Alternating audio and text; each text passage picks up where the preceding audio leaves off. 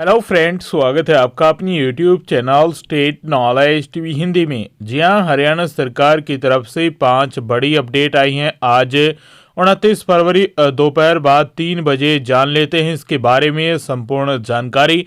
आगे भी आप हरियाणा सरकार की हर घोषणा, सीएमओ हरियाणा की हर घोषणा, फैसले, नियम, निर्देश, आदेश, योजना, सूचना और निर्णय की जानकारी रोजाना जानना चाहते हैं तो स्टेट नॉलेज टीवी हिंदी को सब्सक्राइब ज़रूर कर लीजिएगा।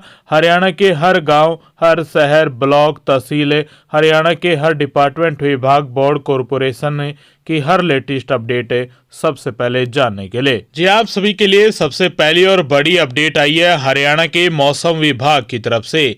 हरियाणा में आज रात से मौसम बदल जाएगा। आज फरवरी महीने का आखिरी दिन है। कल यानी 1 मार्च से लेकर 3 मार्च तक गरज चमक के साथ साथ बारिश के आसार बने हुए हैं। मौसम विभाग ने इसको देखते हुए ऑरेंज और येलो अलर्ट जारी किया है। 1 और 2 मार्च को मौसम ज़्यादा खराब रहने के आसार बने हुए हैं।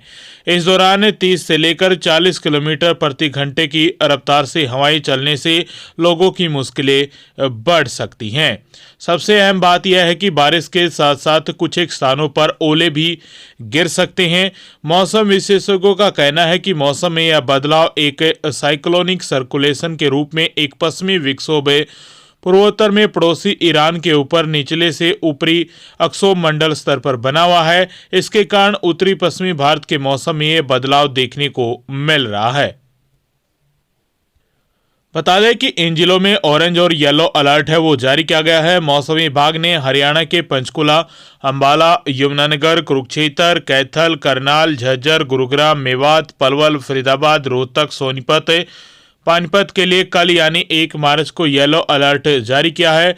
इस दौरान इन जिलों में हल्की से मध्यम बारिश और तेज हवाएं चलने के आसार बने हुए हैं। वहीं 2 मार्च को हरियाणा के सभी 22 के 22 जिलों में ऑरेंज अलर्ट जारी किया गया है।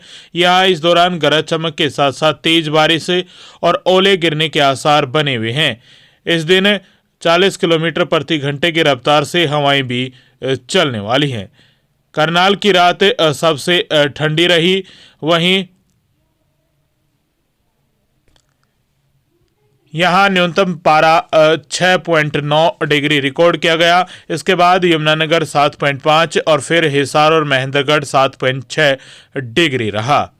तो ये पहली और बड़ी अपडेट आई थी हरियाणा के मौसम विभाग की तरफ से, मौसम डिपार्टमेंट, वेदर डिपार्टमेंट की तरफ से आप सभी के लिए। वहीं दूसरी बड़ी अपडेट आई है हरियाणा सरकार की तरफ से। हरियाणा सरकार के विभाग कृषि एवं किसान कल्याण विभाग की तरफ से ये दूसरी बड़ी अपडेट आई है। ये किसान भाइयों के लिए है।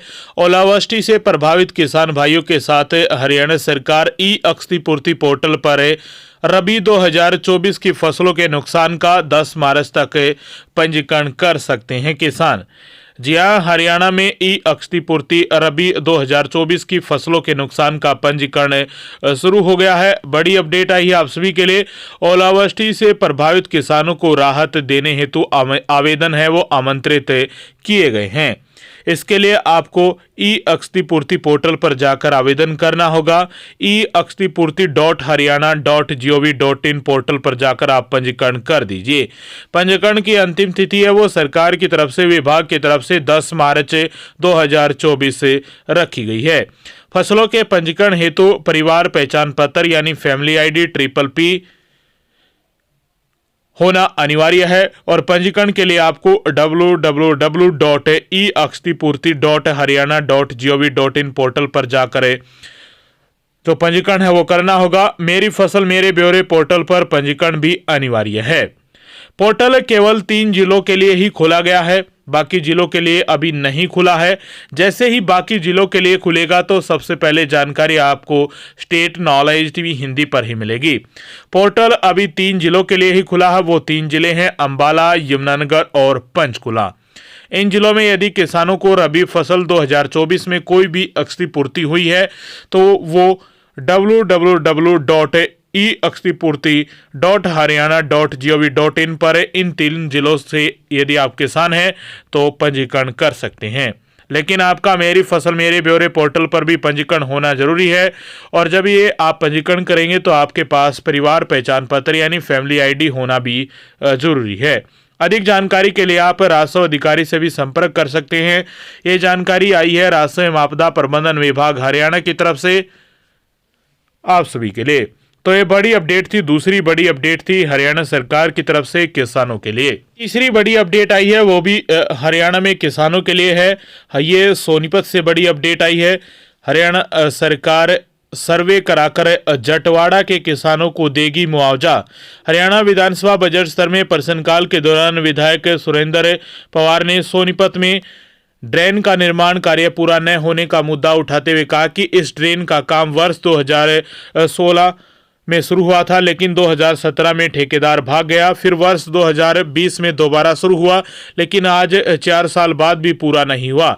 इससे गांव जटवाड़ा में किसानों की 50 से 70 एकड़ जमीन पानी के कारण खत्म हो गई है। जमीन पर 4 साल से पानी भरा हुआ है। इसे लेकर उप मुख्यमंत्री सहित कई अधिकारियों से मिल चुके हैं, लेकिन सुनवाई नहीं हुई। इस तरह एक अन्य गांव की भी 30 से लेकर 40 एकड़ जमीन खराब हो गई है। अभी तक इस मामले में जांच क्यों नहीं कराई गई, जबकि किसान भी धरने पर बैठे थे।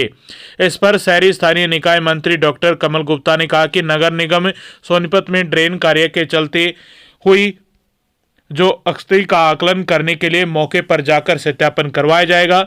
हरियाणा नगर निगम अधिनियम के तहत राजस्व आपदा प्रबंधन विभाग के 24 मई 2022 द्वारा निर्धारित मानदंडों के अनुसार मुआवजा देने का प्रावधान है। तो बड़ी अपडेट आई है, हरियाणा सरकार सर्वे कराकर जटवाड़ा के किसानों को देगी मुआवजा। तो ये तीसरी बड़ी अपडेट आई थी, ये भी हरियाणा में किसानों के लिए थी, बड़ी अपडेट थी। वहीं चौथी बड़ी अपडेट आई है सीएमओ हरियाणा की तरफ से आप सभी के लिए। सीएम मनोहर लाल खट्टर की तरफ से, मुख्यमंत्री मनोहर लाल खट्टर की तरफ से ये बड़ी घोषणा की गई है। उन्होंने कहा कि सड़कों के चौड़ीकरण और नई सड़कों के निर्माण के समय कई बार बीच रास्ते में बिजली के पोल होते हैं, उनको अब बिजली विभाग स्वयं के खर्च पर हटाएगा। तो ये बड़ी घोषणा हुई है हरियाणा सरकार की तरफ से। सड़कों का जब चौड़ीकरण होता है और नई सड़कों के निर्माण के समय कई बार बीच में रास्ते में बिजली के पोल आ जाते हैं, तो उनको अब बिजली विभाग स्वयं के खर्च पर हटाएगा।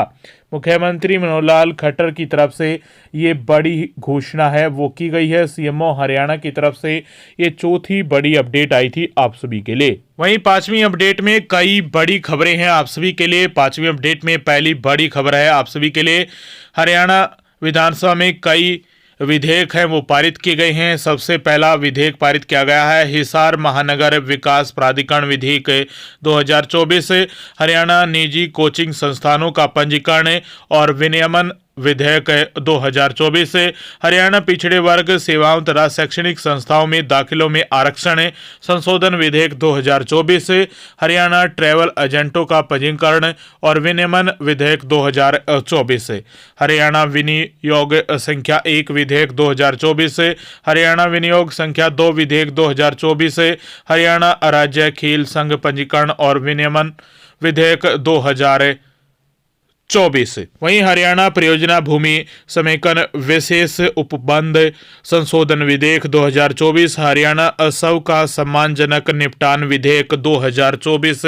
ये 9 विधेयक हैं वो विधानसभा में जो है लाए गए हैं और पारित किए गए हैं। वहीं हरियाणा के मुख्यमंत्री मनोहर लाल खट्टर की तरफ से पांचवी अपडेट में दूसरी बड़ी घोषणा की गई है।